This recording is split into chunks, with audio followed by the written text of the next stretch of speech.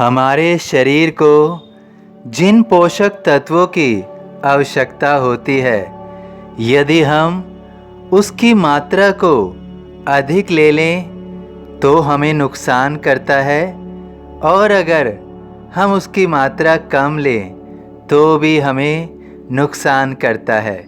इसलिए हमारे शरीर को सही रखने के लिए हमें पोषक तत्व का संतुलन अति अनिवार्य करना होता है। जब हम इसको संतुलन अवस्था में ग्रहण करते हैं तो निश्चित रूप से इसकी संतुलित अवस्था हमारे शरीर को सही रखने में अपना योगदान देती है। इसी तरह से जीवन में अधिकतर सभी जो भी हम ग्रहण करते हैं उसमें संतुलन होना अति आवश्यक है। यदि हम उसको अति रूप से ग्रहण कर लें या फिर उसकी हम कमी रखें तो हमारे जीवन में उसका केवल नुकसान होता है। हमारे जीवन में धन का कितना महत्वपूर्ण योगदान है यह हम भली भांति समझते हैं, किंतु हम इस ओर कभी ध्यान नहीं देते हैं कि धन कितना होना चाहिए, कितना अधिक या कितना कम। हमें यह समझना होगा कि धन एक ऊर्जा का काम करता है। इससे हम अपने जीवन की आवश्यकताओं को पूरा करते हैं। अब आवश्यकताएं हम स्वयं जन्म देते हैं या आवश्यकताएं हमारी होती हैं, हमें समझना होगा। आज का जो समय चल रहा है उसमें हम अपनी आवश्यकताओं से बहुत आगे बढ़ चुके हैं। हम निरंतर अपनी आवश्यकताओं की ओर ध्यान नहीं देते, बल्कि हम अपनी आवश्यकताएं निरंतर बढ़ाते जा रहे हैं। वास्तव में इस व्यावसायिक युग में सभी अपनी वस्तुओं, अपनी सेवाओं को बेचने का प्रयास निरंतर करते रहते हैं। हम लोगों के अंदर इस तरह की भावना वो जागृत करते हैं ताकि हम उस वस्तु या उस सेवा को खरीदें। हम यह नहीं देखते हैं कि वास्तव में हमें उसकी आवश्यकता है या नहीं है।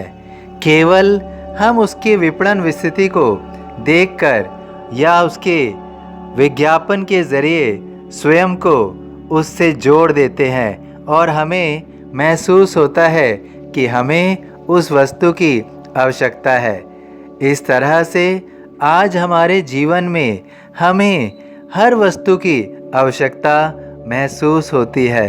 हम जिस भी वस्तु को देखते हैं हमें लगता है कि यह वस्तु हमारे पास होनी चाहिए, और इसी कारण से आज हमारी आवश्यकताएं असीमित हो गई हैं, और जिसके कारण धन हमें निरंतर उस लोभ के लिए प्रेरणा देता रहता है।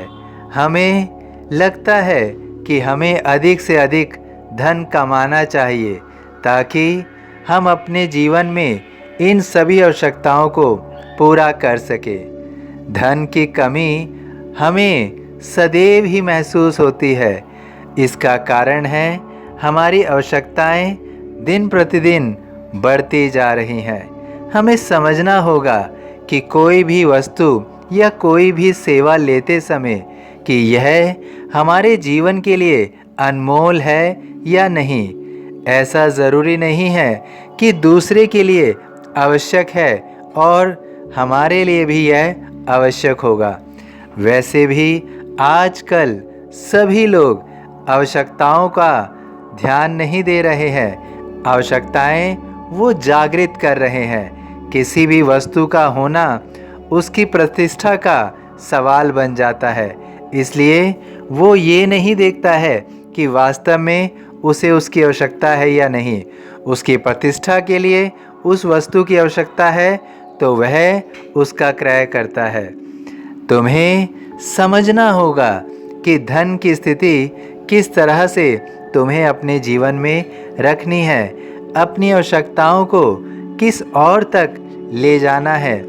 जितनी अधिक आवश्यकता होगी उतना अधिक धन अर्जित करना होगा, और जितना अधिक धन अर्जित करना होगा उतनी ही अधिक मानसिक पीड़ा, मन की अशांति सहन करनी होगी। जीवन में स्वयं को सरल बनाने के लिए, स्वयं की मन की शांति को कायम करने के लिए हमें समझना होगा कि धन की आवश्यकता कितनी है, कितना इसे बढ़ाना है, ताकि वास्तव में हम जीवन का आनंद ले सकें, जीवन का आनंद ले सकें।